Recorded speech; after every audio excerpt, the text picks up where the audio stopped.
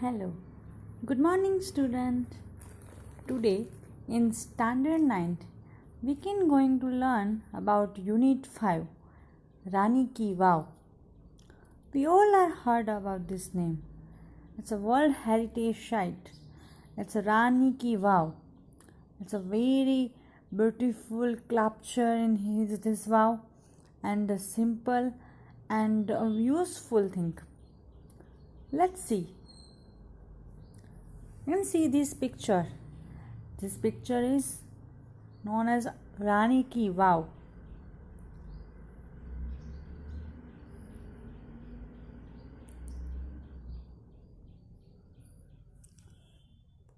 ચાલો રાણી કી વાવ વિશે બહુ સરસ મજાની ઇન્ફોર્મેશન આપતો એક લેસન છે જે આજે આપણે ભણીશું.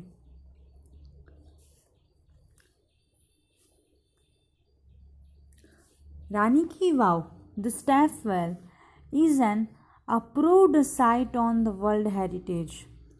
રાની કી વાવ છે એક સ્ટેપવેલ જેને એક વર્લ્ડ હેરિટેજ સાઇટ તરીકે અપ્રૂવ થઈ છે.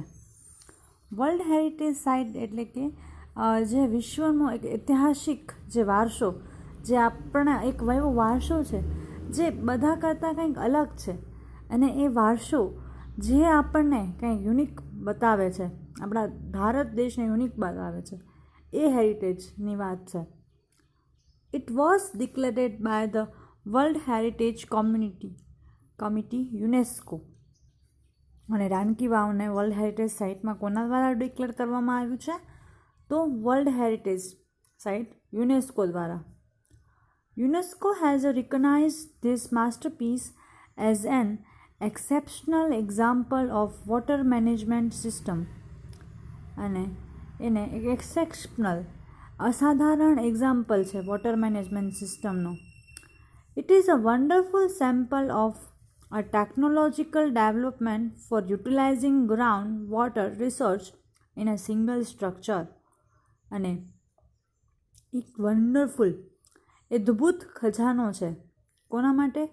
ટેકનોલોજીકલ ડેવલપમેન્ટ, એક લગતું એક ટેકનોલોજીકલ ડેવલપમેન્ટ છે. It is also a unique illustration of breaking large space into a small volume with artistic presentation.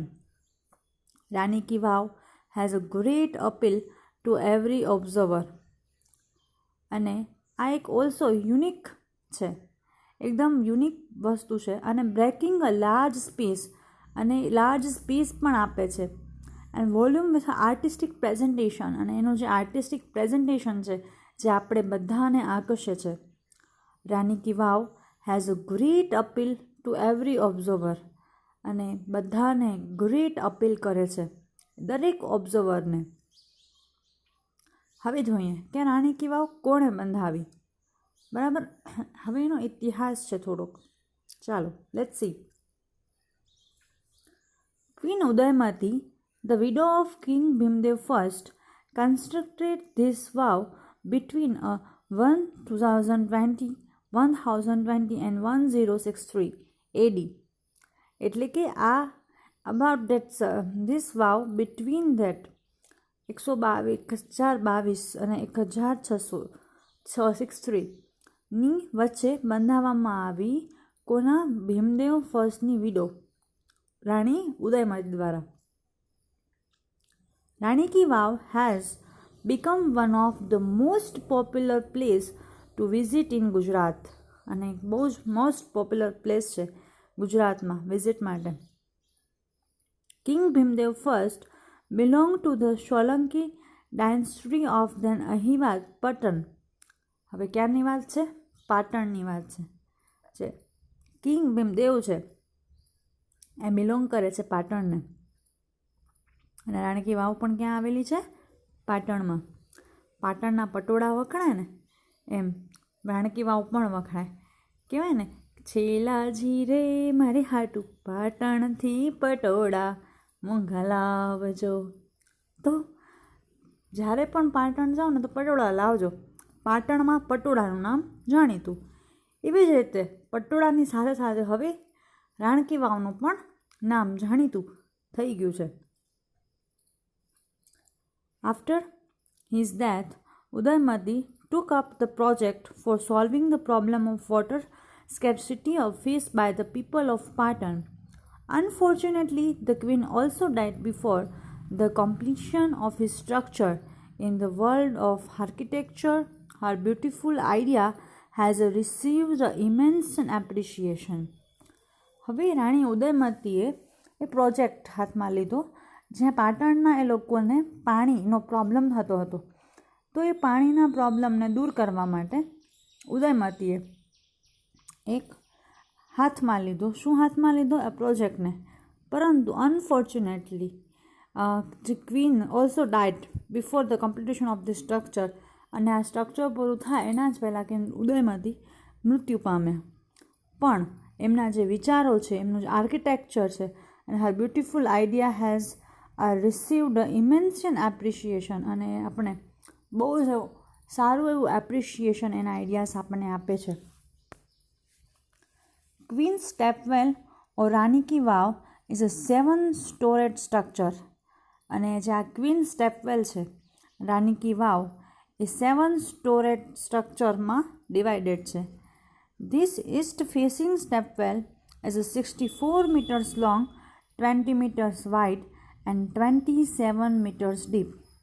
અને આ જે સ્ટેપવેલ છે એ 64 મીટર, આ યાદ રાખવાનું છે, કેટલા? 64 મીટર લોંગ છે, 20 મીટર્સ વાઇડ પહોળી છે અને 27 મીટર ડીપ છે. વિચાર કરો કેટલું સુપર સ્ટ્રક્ચર છે. Each sculpture, passage, pillar, pavilion in this magnificent structure has enchanting a carving. On each side wall there are around 800 sculptures. અને આજે રાણકી વાવમાં જે બીજું ઇન્ટરેસ્ટિંગ બાબત છે ને એના સ્કલ્પચર્સ છે. અને એ સ્કલ્પચર કેટલા બધા એમાં સ્કલ્પચર છે. There are nearly 400 big sculptures of different gods and goddess in the wow at present. અત્યારે મોસ્ટલી 400ની આસપાસ સ્કલ્પચર એટલે કે મૂર્તિઓ ત્યાં આપણે ભગવાનની, ગોડેસની જોવા મળે છે. The numbers would have been many more in the past in its original structure.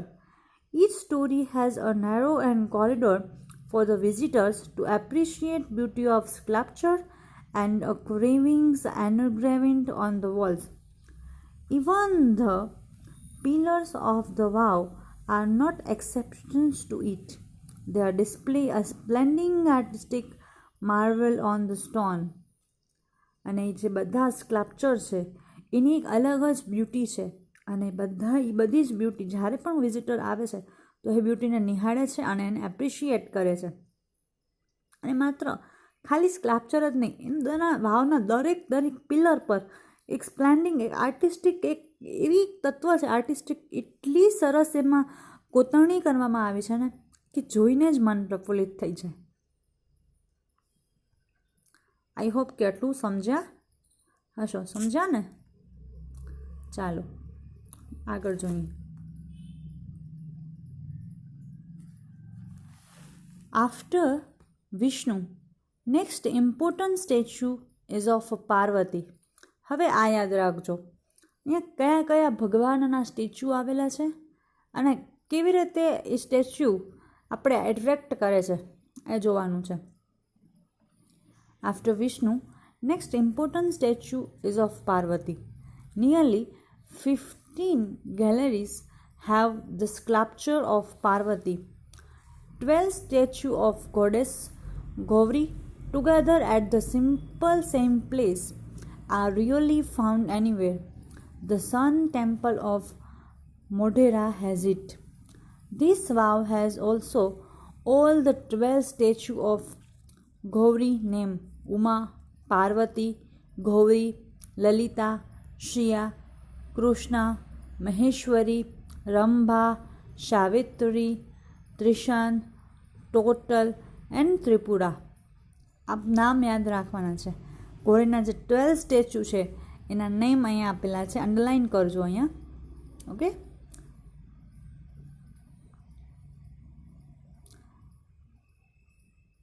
Okay. Besides, there are many statues of gods and goddesses, such as Ganesha, Agni, Vayavya, Surya, Bhairav, Chamunda, Brahma, Indra, Indrani, Vishnavi, Varshi, Mahalakshmi, Kuber, etc. નીચે જે picture દેખાય છે એમાં statue પણ આપેલું છે. There are also some of the rare sculpture of gods. Here one can find the statue of Lord Buddha with 4 hands and the statue of Rama with a sword and shield. હવે અહીંયા હજી એક statue છે જે ભગવાન lord બુદ્ધાનું છે, કેટલા હાથવાળું, 4 handsવાળું. અને રામ ભગવાનનું પણ સ્ટેચ્યુ છે વિથ સ્વોર્ડ એન્ડ શિલ્ડ, જે એકદમ તલવાર એટલે સ્વોર્ડ અને શિલ્ડ એટલે કે ઓલી જે ઢાલ હોય એના સાથેનું. And the statue of sun in a form of a tapasvi, the statue of Shiva with a bits in his hand, and the statue of Parsuram with a soft and gentle expression, rather having a hard and stern look, etc. બરાબર? કેવું પરશુરામનું પણ ચિત્ર છે, gentle expression આપતા હોય એવું, બહુ rare જોવા મળે એવું ચિત્ર આપણે અહીંયા રાણકી વાવમાં જોવા મળે છે. They reveal artistic vision and a unique imagination of the sculpture. એનું જે આર્ટિસ્ટિક વિઝન છે એ આપણે અહીંયા દેખાય છે.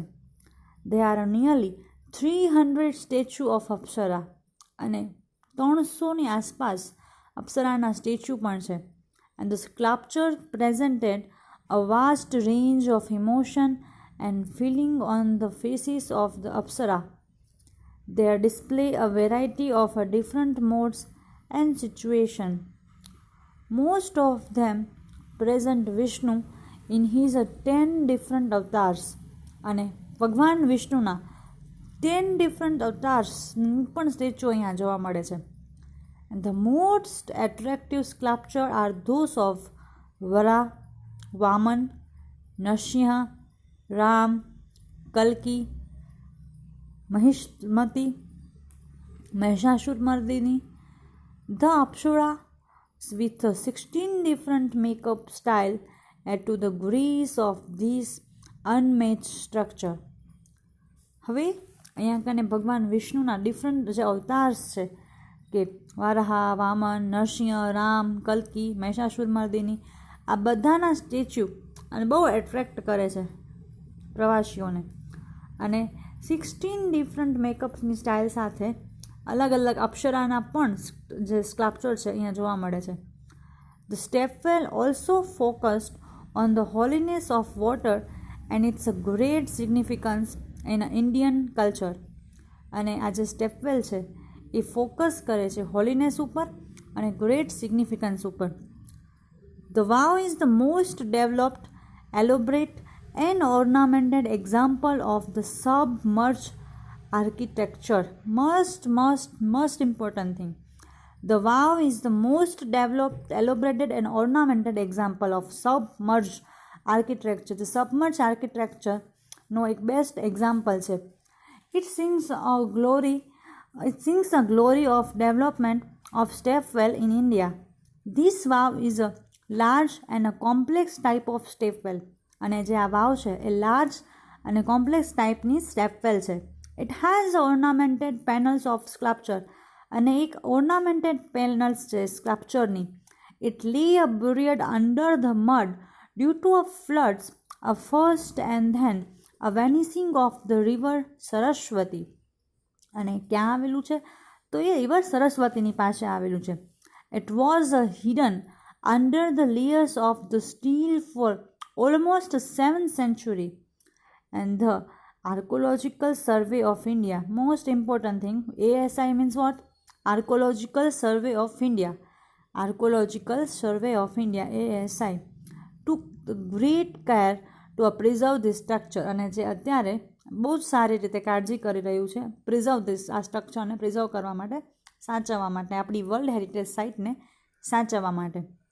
In February 2013, ASI nominated this vow for the World Heritage Site. અને 2013માં ASIએ આ રાનકી વાવને વર્લ્ડ હેરિટેજ સાઇટમાં નોમિનેટેડ કરી. અને with the excellent teamwork by the ASI and the state government of Gujarat it got recognised by the UNESCO. અને એના એક્સલન્ટ ટીમવર્કના કારણે અને જે સ્ટેટ ગવર્મેન્ટ ઓફ ગુજરાતના પ્રયત્નો અને it's recognize by the UNESCO, અને જે યુનેસ્કો દ્વારા રિકોગ્નાઇઝ કરવામાં આવ્યો અને વર્લ્ડ હેરિટેજ સાઇટમાં 2013માં. Okay, I hope you all understand this beautiful lesson, and you must go that visit to Ranki Vav, because it's a very very beautiful sculptures all there here, and different and definitions exaggerations to in this particular heritage site. Okay, thank you so much to